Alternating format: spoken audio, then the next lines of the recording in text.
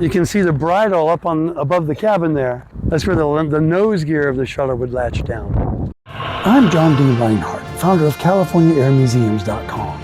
We are on a mission to inspire the next generation of aeronautical engineers by uncovering and exploring California's rich aviation heritage from the dawn of flight straight through to the space age by visiting each of the many California Air Museums. Today we hit the high desert to visit the Joe Davies Memorial Airpark in Palmdale. Although the open-air museum is free, it's jam-packed with a priceless collection of beautiful and important airplanes.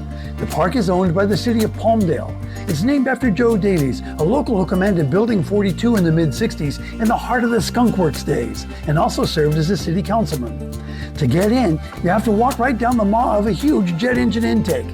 It's cool because it's actually two intake fairings mounted back to back.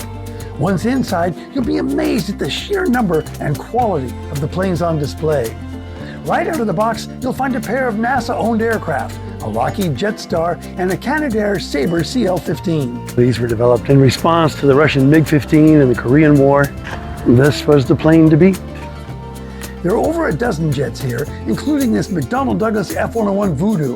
In fact, the Century series is pretty well represented, with this Republic F-100 Super Sabre, the F-101, a Lockheed F-104 Starfighter, and a Republic F-105 Thunder Chief. It was fun to compare the super high stance of the F-105 with the crouch approach of the F-104. That's one of the best things about the Joe Davies Memorial Airpark. These are really spectacular pieces of aviation history. And I don't know about you, but I've never stood inside the wheel well of a B-52 before. The bay itself is all fenced off, but you can see right inside the lower fuselage of this huge jet bomber. She's on stands, of course, and you can see the brakes are not quite set. And here's something you wouldn't know unless you're a fan of the Buff. It doesn't have a nose wheel. The massive weight of the entire ship sits on these 8 huge tires. The Buff's age can be seen out here in the tail, where she still carries a quad set of 50 caliber machine guns. That's a leftover from World War II, when air battles were fought with guns instead of missiles. Now these planes are not quite the original deal. They're cobbled together from parts of other airframes. They look accurate, but a serial number check won't make it through the DMV. Because of that feature, Joe Davies offers another unique feature, Adopt a Plane. You can sponsor the restoration of these beautiful pieces of aviation history, either in part or in total.